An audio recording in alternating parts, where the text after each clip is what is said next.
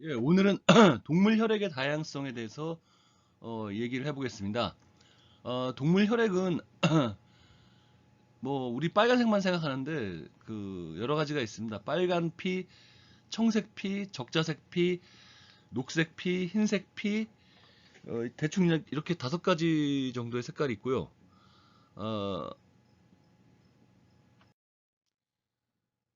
어, 가장 그 오래된 그 피의 흔적은 이제 마렐라 스프렌덴스가 이제 대량으로 발견됐고, 또 이 화석에서 이제 어떤 피의 흔적 같은 것이 있었습니다. 어, 이렇게 화석이 많이 발견됐고, 예, 화석을 통해서 이제 어떤 골격이나 이런 걸 상상해냈고, 아까 그런 상상도를 봤고요. 어, 뭐 사람의 피는 이제 빨간색이니까 이제 이것만 생각을 하는데, 기타 여러 가지 색깔의 피가 있습니다. 이 피는 이렇게 혈관을 흐르고 이렇게, 예, 이렇게 5가지 색깔, 여기 녹색, 그 빨간색, 적자색, 청색, 흰색, 이런 색깔의 피가 있고요. 이렇게 혈관 안에 돌아다니고요. 뭐 혈액은 참 많은 일을 합니다. 이게 어, 이렇게 그 조직에 산소를 공급하고 이산화탄소를 제거합니다. 그럼 뭐 피가 없는 동물도 있냐? 예, 없습니다. 없고요. 예. 그 이 해면 동물, 그다음에 말미잘, 해파리, 이런 애들은 이제 그 피가 없습니다. 워낙 종이장처럼 얇은 몸에다가 또 이렇게 움직이지 않고 이렇게 부착해서 살잖아요. 또 해파리도 그냥 뭐 자기가 운동할 때도 있긴 하지만 이렇게 주로 떠다니고 있고요. 그래서 에너지를 별로 안 쓰기 때문에 피가 없어도 이렇게 살아갈 수가 있죠. 이렇게 떠다니거나 부착하고. 그러나 어, 이렇게 움직여야 되는 많은 동물들은 그 피가 없게 되면은 그 참 곤란을 겪게 되죠.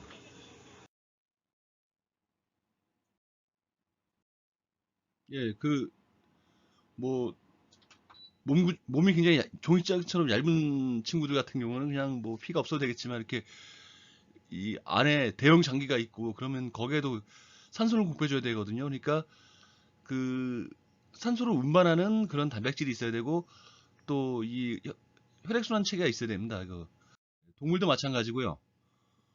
어, 예, 이렇게 복잡한 구조의 어떤 그런 단백질이 있고요. 그다음에 아주 단순한 진짜 내장이 없는 그런 저 동물조차도 어떤 그 순환계를 가지고 있습니다. 처음에는 이제 그런 산소를 그 붙잡아 두는 어떤 그런 단백질이 그 처음부터 무슨 산소를 운반해보자 그런 거 아니라 산화질소를 대사하거나 아니면은 그 산소로부터 이제 자기 그 세포를 보호하기 위한 어떤 장치로다가 산소를 붙잡아 두거나 하는 그런 것들이 이제 발전하고 진화해서 지금의 어떤 그런 호흡색소가 됐습니다. 예, 보면은 이 폴리펩타이드 체인 4개로 이루어져 있고요. 헤모글로빈도 이렇게 4개로 이렇게 이루어져 있습니다. 거기에는 이제 활성화된 그 철 원자가 있고요. 어, 이 편형동물, 선형동물, 절지동물, 연체동물은 좀 그 우리 사람의 어떤 그 헤모글로빈과는 다른 호흡색소를 갖고 있습니다. 폐포에서 이렇게 산소 교환이 일어나는 과정을 하는데요. 이렇게 이산화탄소를 갖다가 산소를 잃은 피가 이산화탄소를 갖다가 폐에다가 뱉고, 또 다시 산소를 갖다가 결합해 갖고 조직으로 갑니다. 그런데 이제 일부 조개의 경우에는 이제 그 산소를 저장하는 그 장치가 있어가지고 이제 굉장히 산소가 부족한 상태가 되면은 어, 그, 그 저장된 산소를 갖다가 이제 그 신경세포를 갖다 유지하는 그런데 쓴다고 합니다. 예, 얘네들도 그 자체 산소를 저장하는 그런 게 있고요. 심지어는 대장균까지도 어, 이 산소를 붙잡는 어떤 그런 장치가 그런 그 단백질이 있다고 합니다. 그러니까 얘네들 같은 경우는 이제 혐기성 세균이거든요. 그 뭐 산소를 옮겨서 이용하자는 게 아니라 그 산소를 감지하기 위해서 그런 게 있는 거죠. 예, 그 목에 빨린 그 이 옛날 동물들의 어떤 피 같은 걸 갖다 연구할 수가 있고요. 이렇게 핵에 그 철이 있고 그다음에 그 철을 주변에 해면이 둘러싸고 있고 포리페프타이드 체인은 여러 가지가 있고요. 여러 개 있고 그다음에 이 산소 분자가 이렇게 딱 결합합니다. 여기 물고기 시절부터 피는 있었고, 예. 근데 마렐라 같은 경우는 이제 이게 그 이렇게 우리와 같은 헤모글로빈이 아니라 헤모시아닌이 있었어요. 예. 이렇게 헤모글로빈, 예, 헤모시아닌에는 여기 구리가 있죠. 이렇게 구리가 있고 헤모에리트린 같은 경우에는 그 철이 있는데 좀 단순한 구조입니다. 그래서 단순해 갖고 이제 약간 좀 하등 동물이 이제 어떤 그 어, 이용하는 그런 혈색소죠. 예.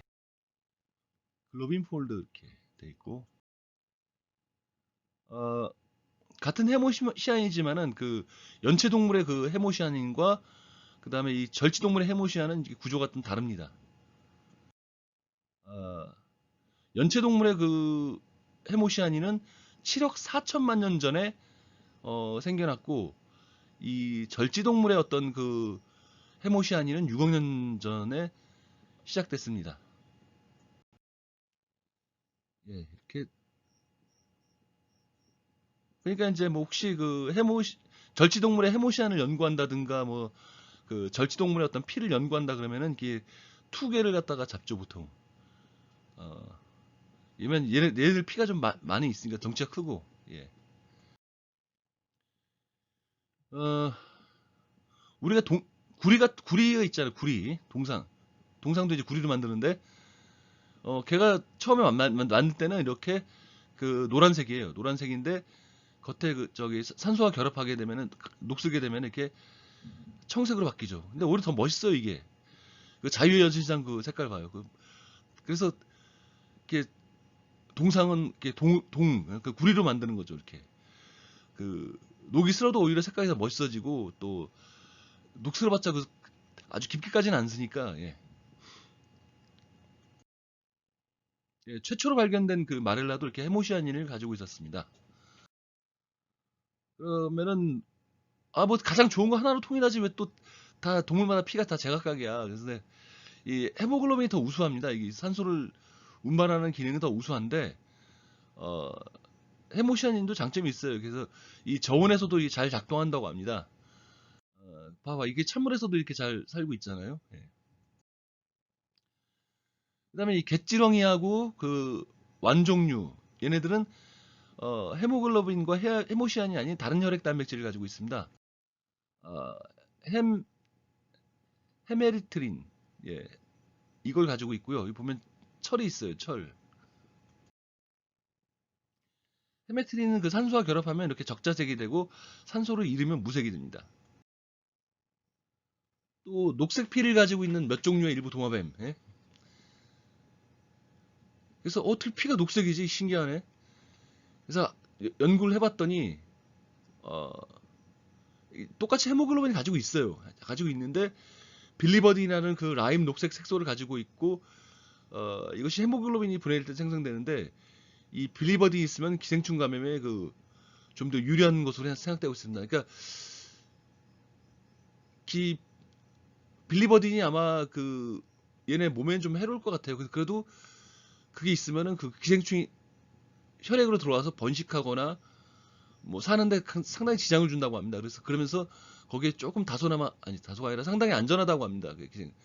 물론 이런 피는 진짜 드물죠. 이게 뭐 우리나라에도 한 마리도 없고 당연히 또 수입도 안 된다 특이종이라서 그러니까 뭐 그 뭐 진짜 이건 아주 극히 일부입니다. 이게 옛날에 그 V라는 미국 드라마가 있었어요. 거기 이제 파충류 외계인이 지구를 침공하는 그런 내용인데 그 파충류 외계인들의 그 피가 녹색이었어요. 그래갖고 뭐 파충류 피는 녹색이다 뭐 이걸로 다 그냥 잘못된 고정관념 갖고 있는 분도 꽤 많았어요.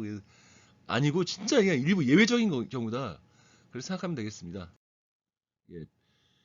빌리 베리든의 어떤 그 화학 구조가 이렇게 돼 있고요. 어, 피가 없는 그러니까 이제 이 피가 없다기보다는 그 저기 적혈구가 없는 남극의 물고기. 예. 그런데 얘네들이 이렇게 피가 없어도 살 수 있는 이유는 이제 거기 물속의 산소가 농도가 높고 또 이 자기가 신체 활동으로 쓰는 산소 양이 적기 때문에 이 물속에서는 그냥 약간만 좀 움직이면 관성적으로 쭉 나가잖아요. 그래서 물속에 살기 때문에 에너지 소모가 적고 또 이 사람 같은 경우에는 그 8, 90%를 갖다 체온을 만드는 데 쓰거든요. 근데 얘들은 체온을 안 만들기 때문에 진짜 그 쓰는 에너지가 적은 거예요. 그래서 약간의 어떤 그 산소가 투과되고 확산되고 이런 것만으로도 네, 그렇게 살 수가 있는 거죠. 이 헤모글로빈이 없음에도 불구하고